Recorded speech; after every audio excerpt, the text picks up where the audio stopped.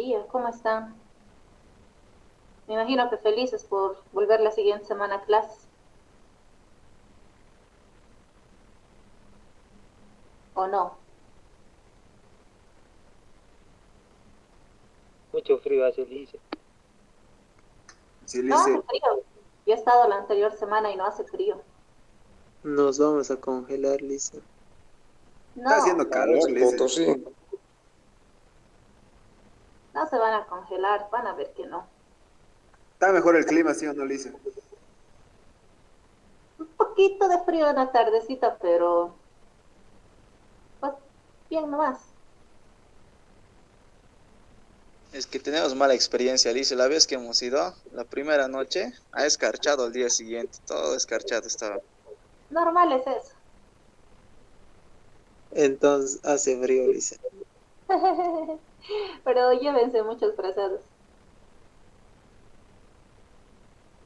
No queremos volver, licenciada. Estamos más flojos que antes. Eso pues me preocupa, no sé qué vamos a hacer.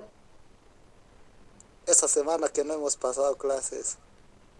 Sí, no, deberíamos haber pasado normal. No justificaba. Pero bueno, ¿cómo les ha ido con sus trabajos?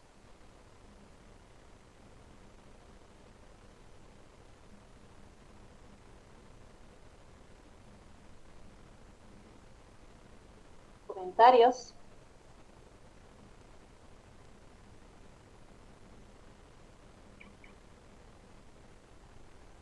¿Todo bien? ¿No ha habido problemas? ¿No hay dudas?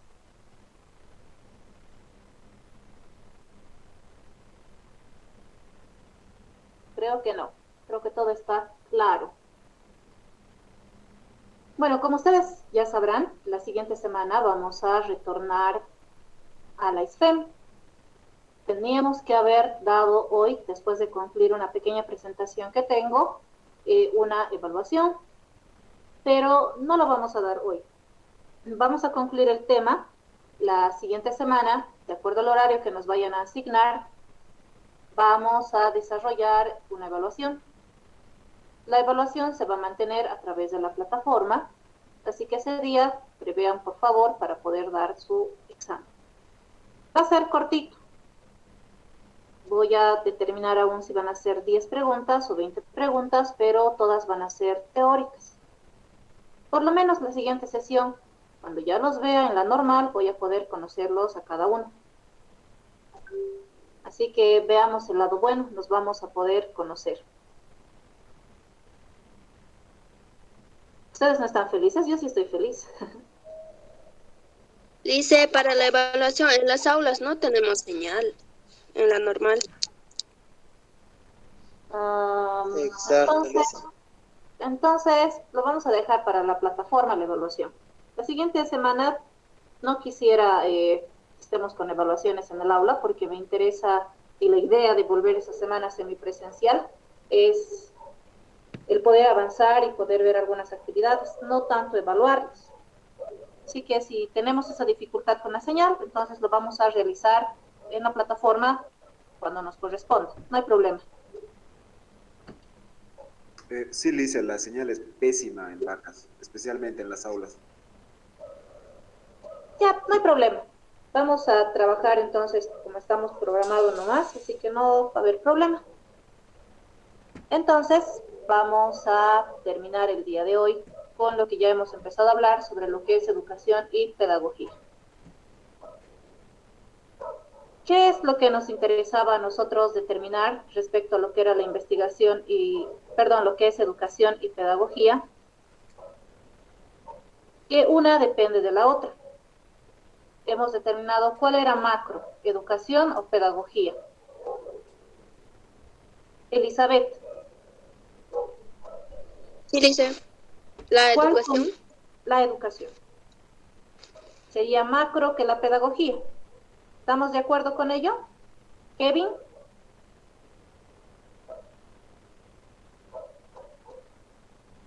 Lisa, se le escucha entrecortado, creo que es mi señal. los demás, ¿cómo me escuchan? ¿Escuchan bien?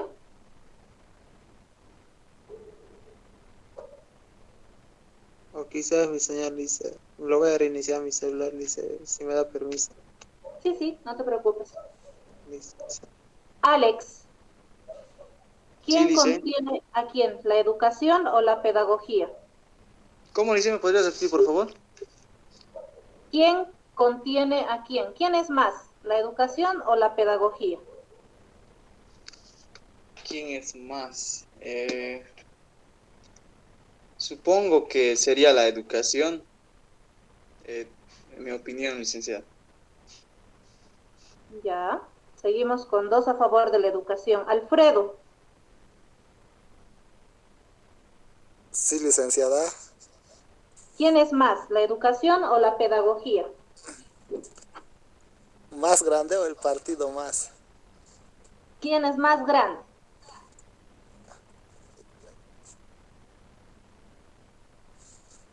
¿Quién sería Tengo, más grande, Alfredo?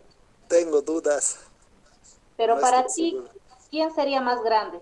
¿La pedagogía está dentro de la educación o la educación está dentro de la pedagogía? La pedagogía sería una rama, pero la educación, no sé. Lice, ¿podrías responder yo? ¿O opinar? Sí, está bien. Gracias, Alfredo. A ver, Humberto, adelante. Como ya sabemos, ¿no? Anteriormente, la educación es una parte de la pedagogía. Entonces, la pedagogía sería más, porque la educación es una parte, como una rama o algo así.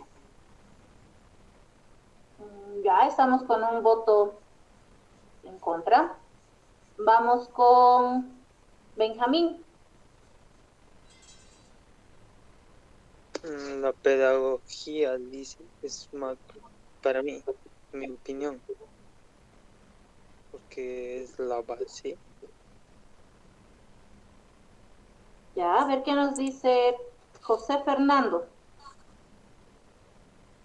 En mi caso, a ver, la pedagogía son los métodos que se utilizan para enseñar las dinámicas, las técnicas. Entonces, si es una parte, para mí sería la educación. ¿Es más grande? La educación es macro. Ya.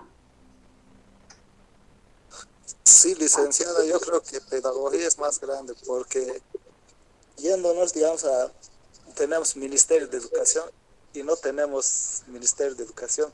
En cambio, tenemos pedagogos, ¿no ve? Tenemos un Ministerio de Educación en el cual trabajan los pedagogos. Entonces, la educación sería más grande. Ya. Lice, Dime, Jacqueline. yo la verdad no sabría decirle cuál es más y cuál es menos, porque bueno, sin la existencia de la educación no habría pedagogía, pero sin la pedagogía la educación no podría tener, bueno, significación científica. Ya, nos ponen a ratos un poquito bien complejo, ¿no? Para poder definir y estructurar. Pero ya hemos logrado definir que para nosotros la educación va a involucrar una acción de transmitir y recibir conocimientos, donde a partir de la educación nosotros vamos a poder establecer tipos, estilos, procesos y de qué manera se va a llevar a cabo. Recuerdan que la anterior semana se les ha asignado una lectura por grupo, donde hemos podido identificar diversos tipos de pedagogía. Cuando estamos hablando ya de tipos de pedagogía, alguien me podrá decir, pero también puede haber tipos y estilos de educación. Sí, podrá haber, pero para nosotros la palabra educación va a ser fundamental al hablar de poder formular un hecho pedagógico. ¿A qué hace referencia el decir un hecho pedagógico? Para nosotros, el decir este término nos va a dar a conocer cómo se va a llevar adelante la educación. Tu compañero Alfredo mencionaba, pero podemos considerar que nosotros tenemos un Ministerio de Educación. ¿Y qué hace este Ministerio de Educación? Va a delimitar cuáles van a ser las políticas que se van a seguir y cuáles van a ser los enfoques que se tienen. Ahora, si nos vamos a analizar un poco más a qué hace referencia, tomamos en cuenta que nosotros tenemos una ley educativa y Si analizamos desde la parte normativa, tomamos en cuenta que desde la Constitución Política del Estado, la educación es la máxima función que tiene el Estado para cumplir. Cuando hacemos pedagogía y educación, para nosotros la educación, como ya muchos han mencionado, es macro, porque la educación va a ser una palabra global. Además, si nos vamos de forma universal, yo puedo hablar de educación en Bolivia, como puedo hablar de educación en China, pero estamos hablando de educación. Ya los métodos, las técnicas que se vayan a aplicar pueden ser diferentes. Cada uno de ustedes ha podido trabajar con un tipo de pedagogía, que ya sabemos que este tipo de pedagogía responde a una necesidad y va a responder a un lineamiento político. En todo este proceso que hemos ido viviendo, ya para cerrar este contenido y definiciones, ustedes han hecho igual una lectura amplia de las cartas, que realmente es algo muy interesante. ¿Qué vamos a tomar en cuenta nosotros?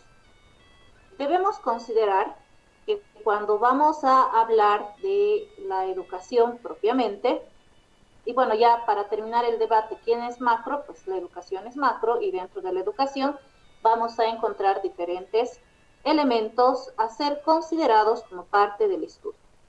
Entonces, recuerdan que cuando hablábamos de qué tipo de pedagogía se estaría enfocando dentro de lo que es nuestro país, dentro de nuestro contexto y nuestras comunidades, si bien hemos podido ver que existe la pedagogía científica, pedagogía crítica, pedagogía infantil y demás, hemos delimitado que dentro de nuestro país, dentro del Estado Plurinacional de Bolivia, en el Sistema Educativo Plurinacional, SEP, estamos considerando una pedagogía descolonizadora indígena, que en algún momento, cuando hablábamos de la metodología que se está siguiendo, había la cuestionante: entonces nuestra pedagogía sería la pedagogía indígena descolonizadora, liberadora, transformadora. Sí, porque cada uno en la lectura que ha realizado ha podido identificar características que se tiene en cada tipo de pedagogía. Y estas características van a ser adaptables al contexto en el que estamos. Pero cuando decimos en Bolivia, estamos hablando de una pedagogía liberadora, descolonizadora y transformadora, que va a ser desde su enfoque, no va a ser la única que se va a aplicar, puesto que podemos tener dentro de nuestra práctica educativa y dentro del desarrollo algún otro tipo de influencia pedagógica. ¿Y de qué va a depender este tipo de influencia pedagógica? De la manera en la que nosotros desarrollamos cada proceso formativo que se tiene. Entonces, hoy vamos a concluir haciendo énfasis específicamente en cómo es la educación y pedagogía en Bolivia. No vamos a entrar a grandes detalles porque más adelante tenemos un contenido donde sí vamos a enfocar de forma precisa todos los elementos que corresponden. Pero, ¿qué es lo que nos interesa? Dentro de nuestro contexto educativo, nosotros estamos enfocados en una educación para la transformación y liberación, donde, como ya les hice un antecedente, esto no es de ahora. Esto no viene formulado solamente por el cambio que ha existido. Ustedes, dentro del primer análisis que han realizado y han trabajado con las cartas de Paulo Freire, se dan cuenta que existen características que a nosotros nos ayudan a determinar y reflexionar de cómo va a ser el proceso educativo. Tomando en cuenta un antecedente fundamental dentro de nuestra historia educativa, vamos a hablar de la Pedagogía Nacional por Franz Tamayo, que si no lo han leído, les recomiendo poder leer, y si no, igual vamos a trabajar conmigo. ¿Qué nos interesa a nosotros considerar? De todo lo que ustedes han podido rescatar sobre lo que nos dice Paulo Freire, a mí me gusta bastante estas apreciaciones que se realizan. Cuando nos dice, no solo soy objeto de la historia, sino igualmente sujeto. ¿A qué entendemos nosotros como sujeto? Sujetos somos cada uno de nosotros que va a estar dentro de un proceso reflexivo y va a ayudar a hacer una transformación, porque nosotros no somos un objeto que debe pasar a lo largo de la historia, sino debemos enfocarnos en poder hacer una transformación social, y esa transformación social está ligada desde la transformación educativa. Aprender a leer la realidad para escribir su historia, puesto que esto nos va a ayudar a comprender críticamente su mundo y actuar para transformar. Cuando nosotros estamos en un determinado espacio, en un determinado contexto, estamos ubicados en tiempo y espacio, no solamente es estar y que transcurre el tiempo. Debemos tomar en cuenta que debemos leer la realidad para hacer una transformación. Esos dos términos de transformación y leer la realidad se utiliza bastante dentro de lo que es nuestro modelo educativo, pero si se dan cuenta, no es de ahora. Esto es un enfoque de una práctica educativa y pedagógica que ya ha sido propuesta mucho antes que en Bolivia se establezca el modelo educativo actual que tenemos. Donde algo que es fundamental es que todo acto educativo es un acto político. Entonces aquí viene la gran explicación del por qué existen cambios, adecuaciones y ajustes al proceso educativo que se lleva a cabo. Porque esto viene de ser un acto político. Cambia la política de Estado, van a cambiar las políticas educativas que se tiene y de cierta manera cambia cuál es el enfoque que le vamos a dar a la educación. Pero, ¿qué no va a cambiar? A nosotros nos van a enseñar de acuerdo a un grado de escolaridad, donde los contenidos y conocimientos que se van a aplicar no van a cambiar. 1 más 1 siempre va a ser 2. Cuando nos van a enseñar las vocales, siempre nos van a enseñar A, E, I, O, U. ¿Qué va a cambiar? La forma del proceso de aprendizaje que se va a llevar a cabo, el objetivo, los fines y los medios, cómo se va a desarrollar. Pero va a ser necesariamente la educación un acto político. Y este acto político es aquello que nos va a llevar a tener las nuevas concepciones educativas en nuestro país. ¿Qué nos dice Marco Raúl Mejía? Nos dice que hoy la educación está en disputa, no es neutra. No podemos considerar tampoco que va a ser unidimensional. No podemos indicar que la educación va a ser para todos realizada y llevada a cabo de la misma manera. Sí podemos decir que la educación es única, pero ¿qué va a ser la diferencia que puede realizarse y llevarse a cabo por distintos procesos, métodos y técnicas? Pero si hacemos aún una comparación y un análisis de la situación de la educación tradicional, ¿qué vamos a tomar en cuenta? La educación, de forma tradicional, como se la denomina, y como en algunos espacios aún podemos apreciar, este tipo de educación lleva una acción individualista, donde vamos a hablar de una formación por competencias. El que más sabe es el mejor. No vamos a hablar de una formación comunitaria, algo contrario a lo que actualmente el enfoque que tenemos está buscando.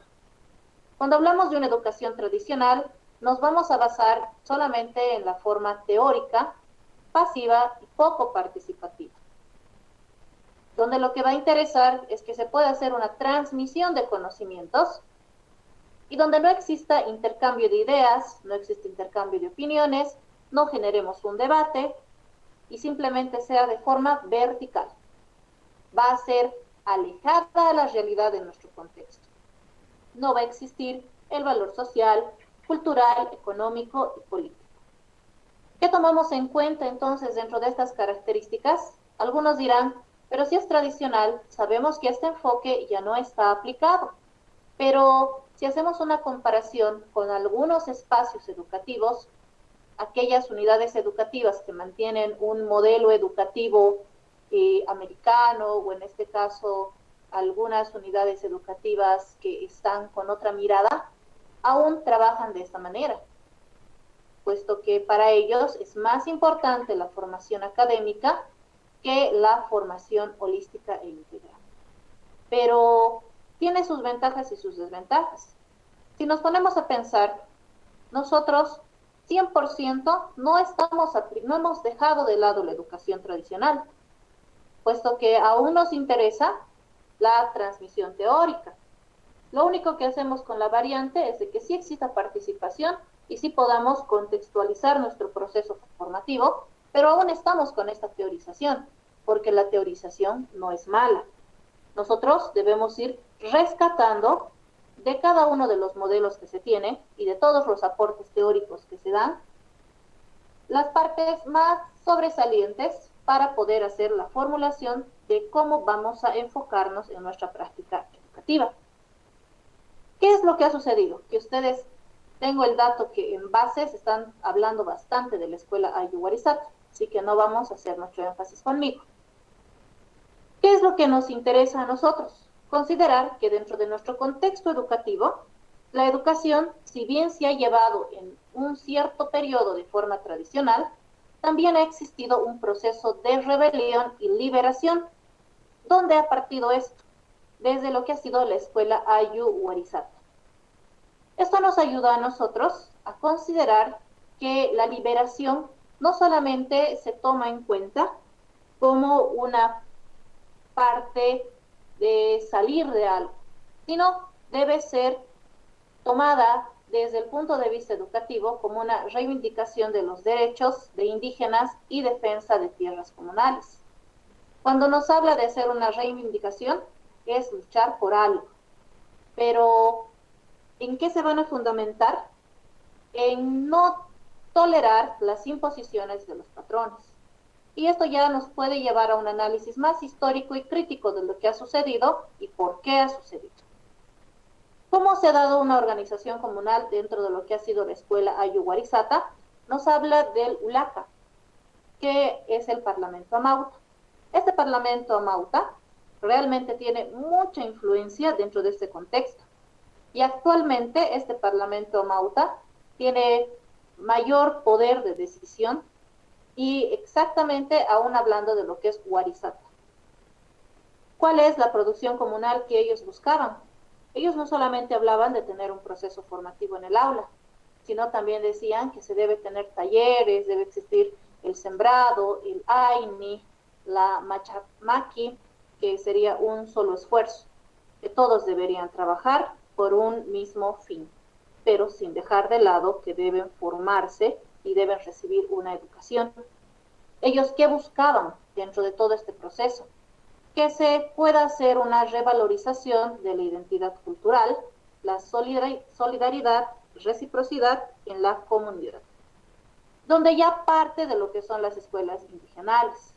Y si nosotros consideramos este antecedente de la escuela Ayllu Huarizata dentro de la educación en Bolivia, vamos a tomar en cuenta que la misma no es de ahora. Muchas personas consideran cuando hablamos de el modelo educativo, sociocomunitario, productivo y la descolonización, que este es un proceso que cuando ha habido el cambio de gobierno se ha implementado, pero no es así, porque eso tiene todo un antecedente histórico dentro de nuestro contexto. Y la máxima expresión que hemos tenido para poder hablar de esta liberación y de este cambio es para nosotros la escuela Ayllu de Huarizata.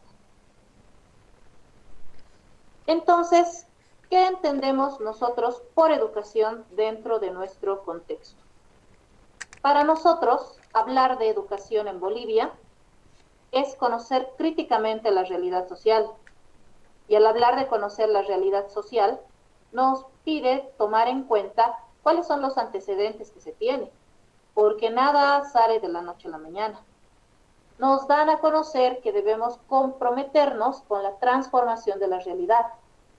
Cada uno de ustedes, dentro de esta formación que está recibiendo en la SFEM, debe tener una mirada de transformación y cambio. No podemos nosotros seguir formándonos como teníamos anteriores promociones, el tener ese enfoque o esa mirada conformista en la educación. ¿A qué me refiero con un enfoque conformista? Voy a egresar, voy a salir, voy a trabajar y voy a ser feliz cuando ingrese a una unidad educativa. Nosotros debemos buscar hacer una transformación y esa transformación se va a lograr a partir de cada una de las actividades y la forma de trabajo que tengamos en el aula. No podemos irnos con el grupo del montón. ¿A qué me refiero? A conformarnos con lo que está sucediendo, a conformarnos con estar en aula dar un contenido y no hacer algo significativo. Cuando Paulo Freire nos da sus cartas, ustedes lo han leído bastante, nos pide que se pueda hacer una transformación significativa y realmente podemos dejar huellas donde estamos. Entonces, para nosotros, el hablar de la educación en Bolivia nos pide hacer una transformación. ¿Y cómo lo vamos a hacer? No lo vamos a hacer solos, sino debemos formar a los sujetos para esa transformación. Debemos tener esta capacidad de poder llegar a nuestros estudiantes desde la especialidad que tenemos y según las actividades que vayamos a trabajar. Esto se va a formar a partir de un diálogo de construcción colectiva de conocimientos, porque los conocimientos no van a ser únicos. Al espacio donde nosotros estemos, todos van a contar con conocimientos empíricos. Y estos conocimientos nos van a ayudar a poder formular un nuevo conocimiento. ¿Y cómo lo vamos a trabajar? A partir de los valores sociales, culturales, económicos y políticos. No se olviden que lo político siempre va a estar presente en lo que es la educación. ¿Cuál va a ser un punto de partida? Vamos a considerar la insatisfacción que genera una sociedad injusta y voluntad de transformarla y de liberarnos de algo. Cuando les hago mención, pero esto, liberarnos de algo, hay que quitarnos ese esquema de pensar que aún estamos en ese sometimiento, que aún tenemos que cambiar las cosas. No, liberarnos desde el pensamiento alienado que se tiene para poder hacer un cambio en la educación. Y este cambio, ¿cómo va a ser en la educación? Nos va a hablar de un cambio social. Hay que tomar en cuenta que cuando hablamos de educación, no vamos a hablar de manera suelta. Para nosotros la educación va a estar ligada a lo que es la sociedad. Porque si queremos transformar algo, va a ser de forma social. No hay que perder de vista que nosotros somos educadores. Y en este proceso de ser educadores, nosotros podemos transformar realidades, podemos transformar la parte social. Y debemos enfocarnos hacia nuestro punto de trabajo. Pero entonces, ¿qué es educación para nosotros? Yo puedo considerar que la educación para nosotros va a ser para reproducir la realidad y homogeneizarla, para comprender la realidad y transformarla. ¿Qué nos interesa a nosotros? No nos va a interesar mucho hacer todo de forma homogénea, sino nos va a interesar a nosotros comprender una realidad y transformar esa realidad. ¿Y cómo vamos a poder transformar? Por medio de la educación. Entonces, ¿qué es para nosotros la educación en Bolivia? Dentro de todo este proceso y trance histórico que se ha tenido dentro de la educación, tomamos en cuenta que dentro del periodo del neoliberalismo se ha considerado una gran diversidad de problemáticas. Y estas problemáticas son las que se han mantenido actualmente. ¿Cuáles son las problemáticas en las cuales está considerada la educación en Bolivia?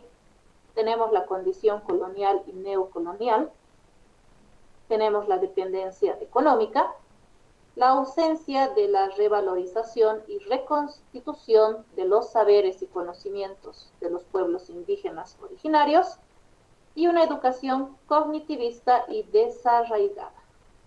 Esos elementos parten como problemáticas identificadas para poder hacer la formulación de propuestas y políticas educativas en nuestro país. ¿Y cómo vamos a trabajar cada una de estas problemáticas? Para poder trabajar estas problemáticas, se plantea el poder dar actividades y poder hacer una articulación entre los distintos campos. Pero, ¿cómo vamos a trabajar este tipo de educación? Alguien me dirá. Si estamos hablando que ya se tienen identificado problemas, que queremos hacer una transformación, vamos a tener que trabajar por medio de pedagogías, vamos a trabajar a través de políticas educativas, normas educativas y una estructura educativa. ¿Qué nos piden trabajar desde lo que es la pedagogía descolonizadora? ¿Qué entendemos primero por pedagogía descolonizadora? Para nosotros, la pedagogía descolonizadora es aquella que está comprometida con la identidad de los pueblos latinoamericanos, desde un proyecto político emancipador en contraposición a la mirada resultante de las matrices de pensamiento de la modernidad eurocéntrica. ¿Qué deja de lado esta pedagogía? Siempre ha sido así, y así debe ser. Lo que les mencionaba hace un momento cuando hablábamos de lo tradicional, siempre se ha tratado de enseñar, por ejemplo, cuando nos enseñaban el abecedario, yo me acuerdo en el kinder, creo, o en primero básico, cuando te enseñan, en primero básico, cuando te enseñan el abecedario, C de casa, porque siempre ha sido la C de casa. Cuando ya hablamos del año 2010, 2012, recuerdo que veía en las escuelas cuando decían la C, ya no era de casa, ahora ya era de Coca-Cola. Pero como ya teníamos aún la problemática y el conflicto social, lo vamos a denominar así, ¿por qué Coca-Cola? Coca-Cola no es un producto nuestro. Nos están llevando a utilizar otros términos que no están contextualizados. Entonces le vamos a cambiar. Ya no vamos a decir la C de Coca-Cola. Ahora vamos a decir la C de coca. Porque la hoja de coca es sagrada y milenaria y demás. Entonces simplemente se busca el cambiar lo que siempre ha sido así. Pero a veces este cambio de el siempre ha sido así llega muy extremo. Algunos han debido ver, creo que era la gestión 2019-2020, cuando salen los textos del ministerio, y eran las aventuras de Evo, y querían que todo el abecedario incluso se relacione con actividades que realizaba el expresidente. La E ya no era para nosotros de elefante, sino ya tenía que ser E de Evo. O sea, situaciones muy extremas que tampoco se debe llegar a eso, puesto que la educación, si bien va a ser política, no debe ser extremista.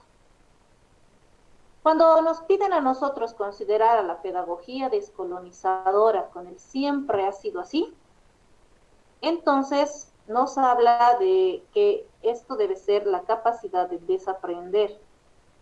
¿Qué entendemos nosotros por desaprender? El desaprender para nosotros nos va a llevar a hacer concepciones y consideraciones de esquemas que ya tenemos estructurados. El siempre ha sido así, debemos ya cambiar, porque es que siempre he enseñado así. Cuando se pide a algún docente que haga alguna modificación o algún cambio, es que siempre he enseñado así. Esa palabra del siempre, nosotros debemos buscar una transformación, puesto que no podemos realizar un trabajo, por ejemplo, con ustedes en vacas, no va a ser la misma dinámica de trabajo que tendría que aplicar, por ejemplo, en Cobija, con estudiantes de la unidad académica de Cobija. Cada contexto tiene sus características, sus limitaciones, y cada proceso formativo debe ser adecuado de acuerdo al contexto y a la realidad. Donde esta pedagogía busca bastante el compromiso de la identidad que se tiene, sobre todo en los pueblos latinoamericanos. Es muy característico, por ello no podemos hacer una comparación nosotros de poder aplicar este tipo de procesos, por ejemplo, en el continente o los países europeos, puesto que ellos tienen otro tipo de mirada, otro tipo de formación, otro tipo de enfoque educativo, donde ellos prefieren el poder hacer un fortalecimiento al aprendizaje y a la capacidad cognitiva y no a la parte afectiva, que va a ser la gran diferencia que se tiene. Pero, ¿cómo debemos considerar las estrategias que debemos analizar nosotros para poder hablar de una pedagogía descolonizadora? Vamos a analizar inicialmente cuál es la relación que existe entre las experiencias cotidianas. Después consideramos las prácticas educativas, saberes y conocimientos que se producen para que podamos hacer una relación y articulación con la situación social, cultural y económica, que va a ser muy importante. Cuando nosotros estamos hablando de darle un enfoque descolonizador a cierto proceso, deben recordar, como igual ustedes recién salieron de colegio, cuáles han sido los últimos cambios que han tenido.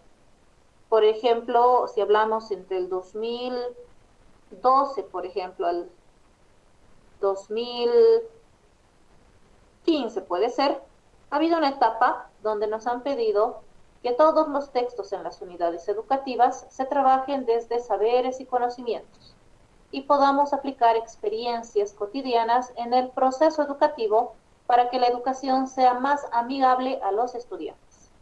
Y todo esto tenía que estar relacionado con lo social, lo cultural y lo económico en el contexto, porque nos pide que para poder realizar el proceso de enseñanza y aprendizaje, vamos a trabajar desde nuestra realidad. Si hablábamos en física, recuerdo que decían, ¿por qué vamos a decir que se ha soltado un objeto desde la Torre Eiffel? Pondremos, si estamos hablando de Cochabamba, que se ha soltado desde el Cristo. El estudiante va a poder relacionar de mejor manera. Pero a veces ese tipo de conceptos eran muy limitados, donde no permitía que el estudiante pueda explorar más allá de su realidad. Como les menciono, tiene ventajas y desventajas. Pero, ¿qué es lo que se busca para la transformación y la liberación? Inicialmente, debemos tener una normativa. Nosotros ya tenemos una normativa establecida. Estaríamos hablando de la Ley 070, estaríamos hablando de las resoluciones ministeriales que sale la 01 cada año para todos los subsistemas. Estamos hablando del currículum base, diversificado, dosificado, regionalizado.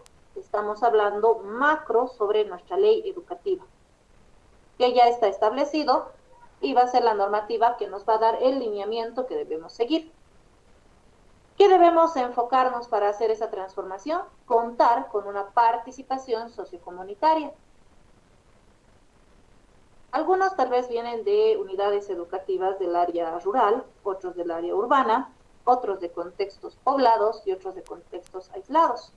Ustedes deben identificar y saber que dentro de las realidades que cada uno viene, no podemos hablar de una participación sociocomunitaria en todos los contextos. Cada contexto es diferente y cada contexto va a tener una forma distinta de aplicación.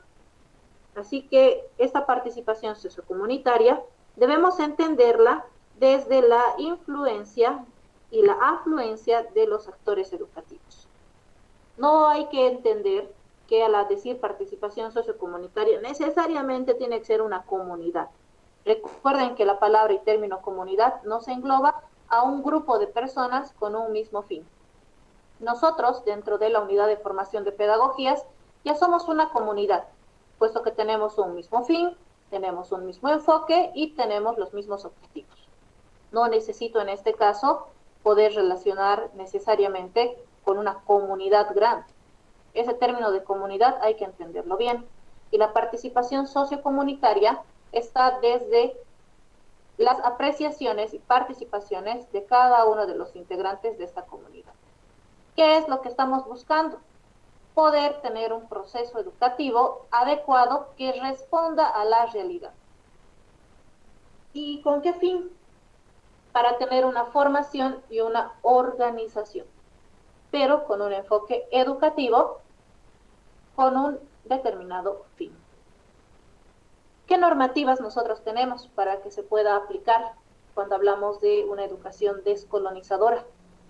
Estamos hablando desde mandatos constitucionales, donde se fundamenta que la educación es descolonizadora, el sistema educativo se fundamenta en una educación liberadora, revolucionaria, crítica y solidaria. Desde la ley 070 como bases de la educación, estamos hablando de que la educación es descolonizadora, liberadora, revolucionaria, antiimperialista, despatriarcalizadora y transformadora. Tomamos en cuenta que es liberadora en lo pedagógico, ¿Por qué es liberadora? Porque promueve que la persona tome conciencia de su realidad para transformarla. ¿Y para qué va a hacer esto? Para que pueda hacer el desarrollo de su personalidad y el pensamiento crítico. Lo que nos interesa a nosotros con el enfoque educativo que tenemos y con la pedagogía descolonizadora es que se pueda formar personas críticas, puedan tener el fundamento necesario para poder defender, refutar o proponer ideas nuevas que estén enfocadas en la educación. ¿Cómo se trabaja esta educación para la transformación? Cuando hablamos de la participación sociocomunitaria, como les mencionaba, vamos a tomar y considerar los niveles o los subsistemas educativos. En este caso hablamos de el subsistema que se va a aplicar. Por ejemplo, hablamos en este caso de la educación alternativa, especial, alfabetización, certificado de competencias. Que esto nos va a hablar a un determinado enfoque y subsistema. Nos pide que se pueda trabajar desde una coordinación y puedan existir niveles organizativos para establecer una participación. ¿Por qué he tomado en cuenta este ejemplo? Cuando nosotros hablamos, por ejemplo, del subsistema de educación regular, vamos a hablar de las unidades educativas. Pero dentro de las unidades educativas, ¿será que tenemos algún otro nivel formativo? Aparte de hablar de inicial, primaria y secundaria, tal vez el bachillerato técnico humanístico, que ya estaríamos hablando cómo se está articulando esta participación. Cuando hablamos de este subsistema en específico, nos va a hablar de la educación alternativa, nos habla de una educación especial, nos habla de la alfabetización y posalfabetización, y nos habla de una certificación de competencias. Es decir, para lograr una participación sociocomunitaria, no estamos hablando solamente de una unidad educativa, sino estamos viendo dónde tiene influencia. Si nosotros hablamos de regular, ¿dónde tenemos influencia en regular? Quizás solamente nos quedamos con nuestras unidades educativas y en la unidad educativa tenemos subsistemas. Si hablamos de la educación superior, ¿dónde tenemos incidencia? Podemos hablar de las normales, de los institutos técnicos tecnológicos y hablamos de las universidades. Que cada uno va a tener un enfoque de trabajo y un proceso educativo que seguir. ¿Qué nos interesa a nosotros? En el proceso educativo vamos a reconocer saberes, conocimientos, propuestas curriculares según el contexto, metodologías adecuadas participativas y sobre todo el derecho a la educación, que es lo que nos interesa dentro del proceso. ¿Cómo se llega a organizar? A partir de diversas actividades, talleres, ciclos, cursos, que esto lo vamos a trabajar más adelante.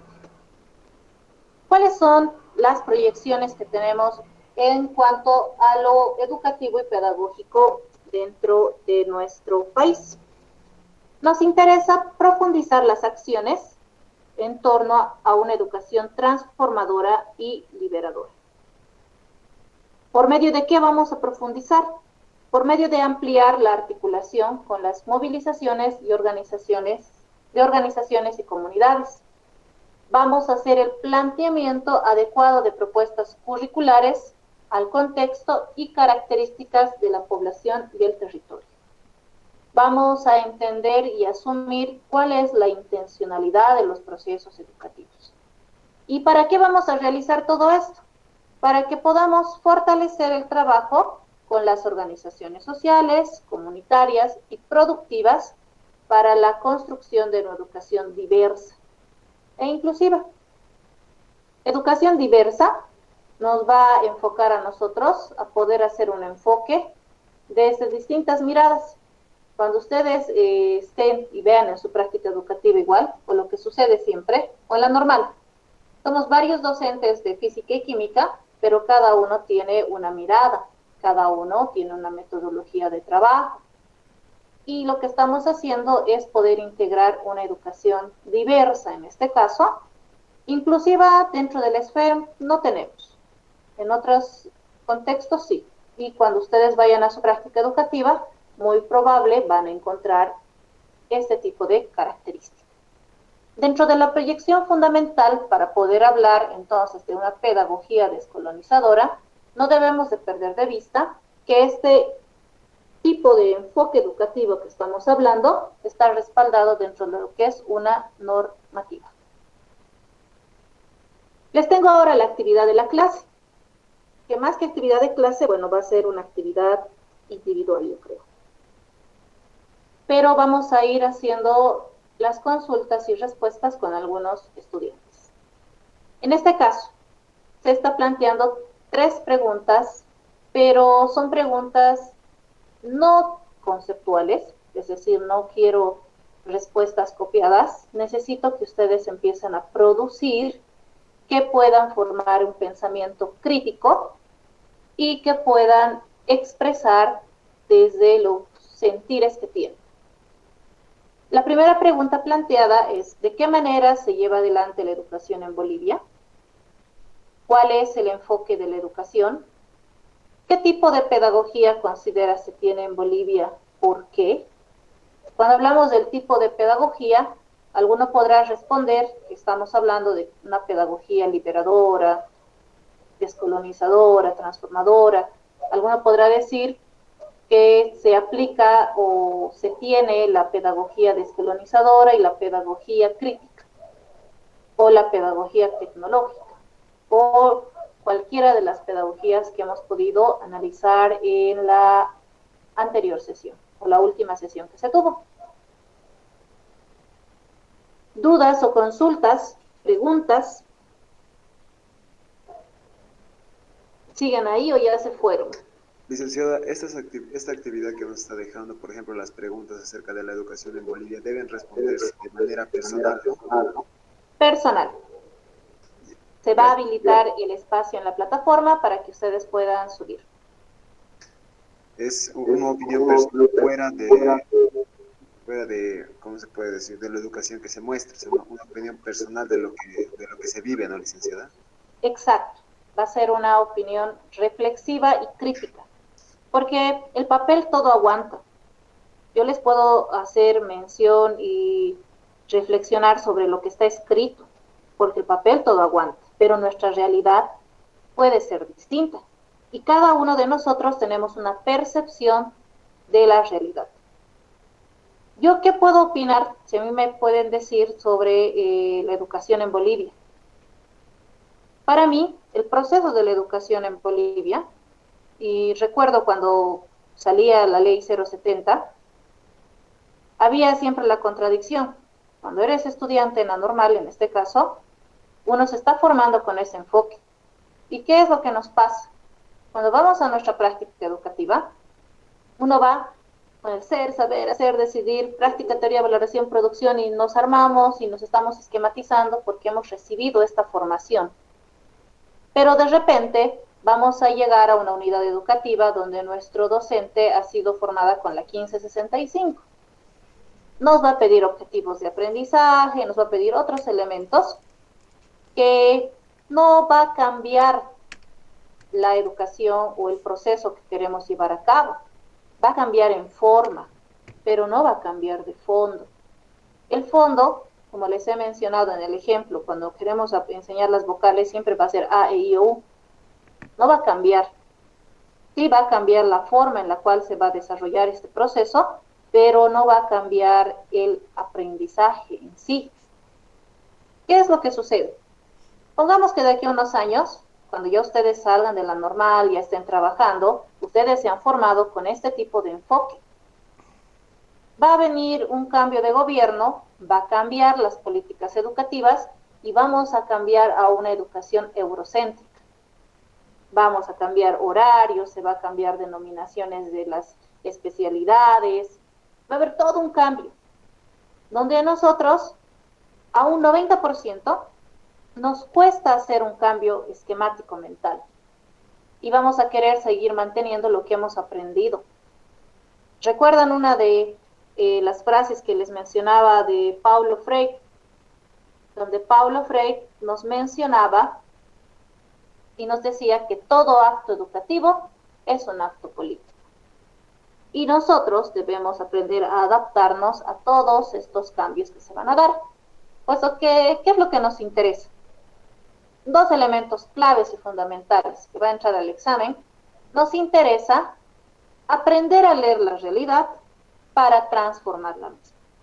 Si yo veo que existen cambios, entonces debo ser capaz de adecuarme a estos cambios. ¿Yo cómo percibo la educación?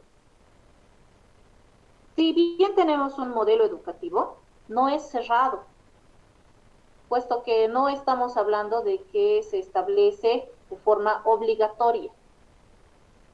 Yo he conocido una unidad educativa, que tal vez ustedes han escuchado también, es la unidad educativa Betel. Es una unidad educativa que tiene hasta su universidad. Ellos manejan un estilo de educación, estilo americano.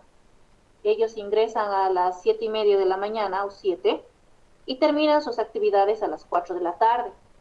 Son estudiantes que ingresan a la unidad educativa, tienen una puerta de ingreso, tienen una puerta de salida. Tienen gradas para subir, tienen gradas para bajar. Los estudiantes son los que se mueven de un ambiente a otro. Almuerzan en la unidad educativa y tienen un espacio recreacional para hacer la práctica deportiva. A ellos no les interesa el tener este relacionamiento con la comunidad, el poder hacer un proyecto social, no. Les interesa la calidad educativa. Y en calidad educativa ellos lo enmarcan en la formación académica.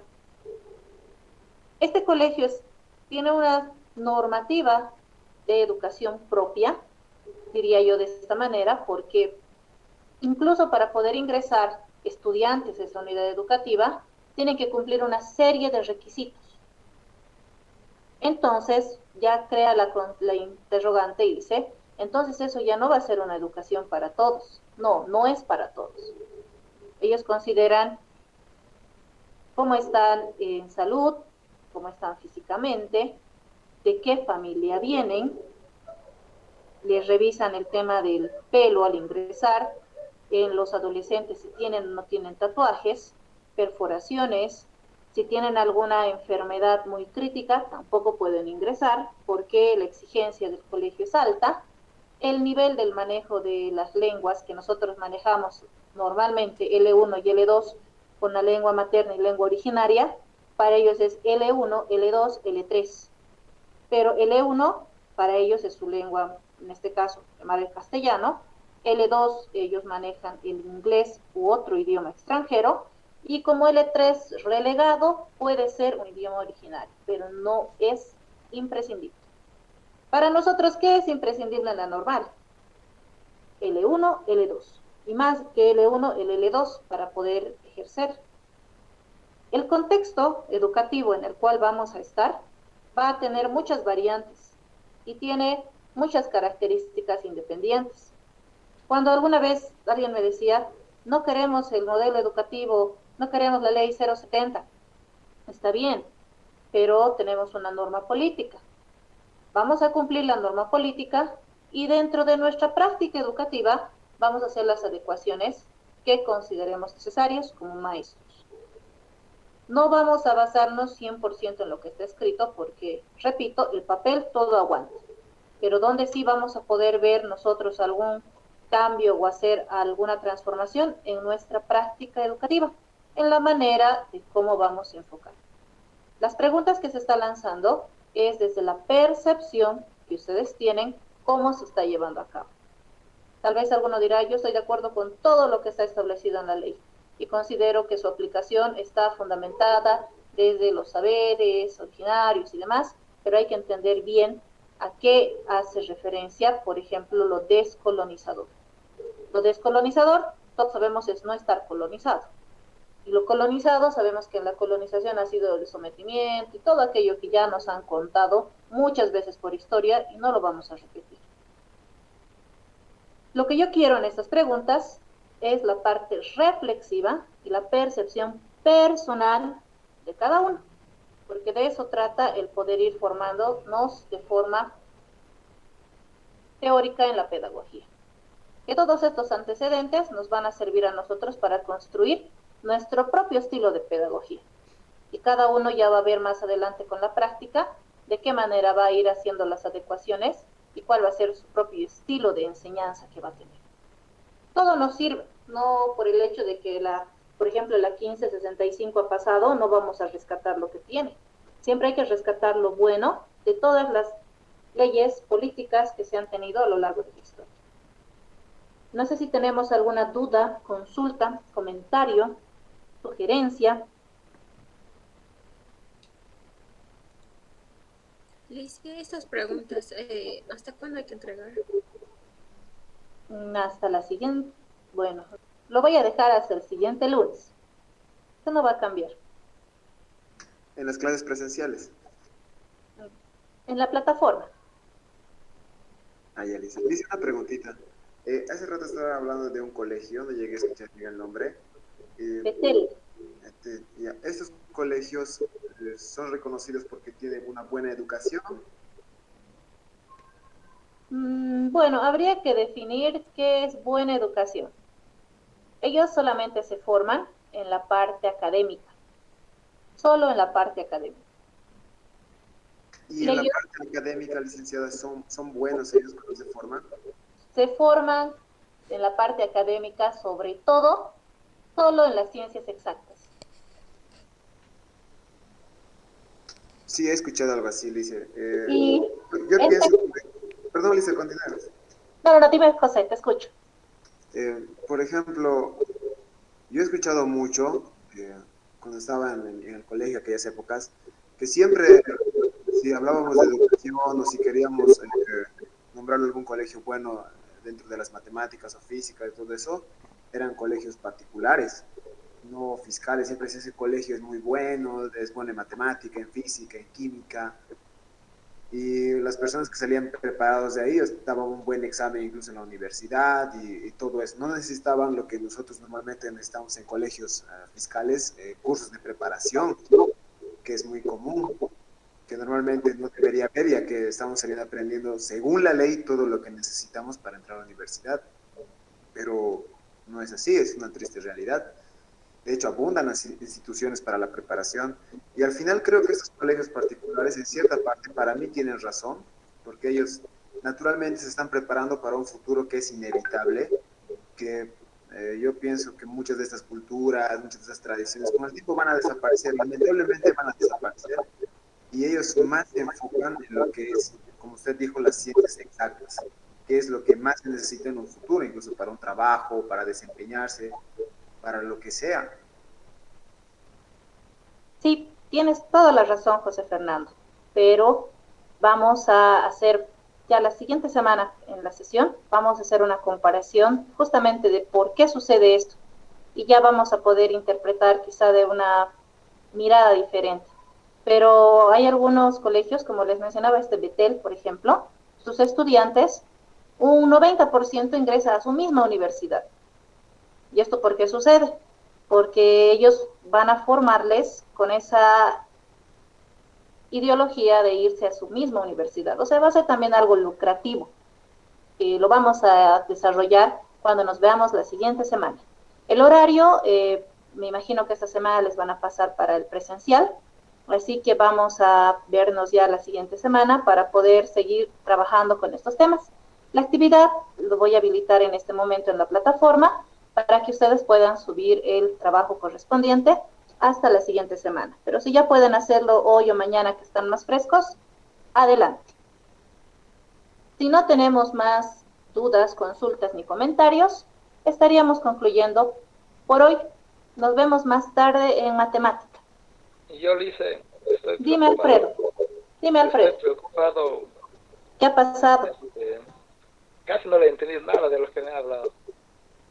¿Será que nos puedes repetir en la clase o tienes grabado? Está grabado.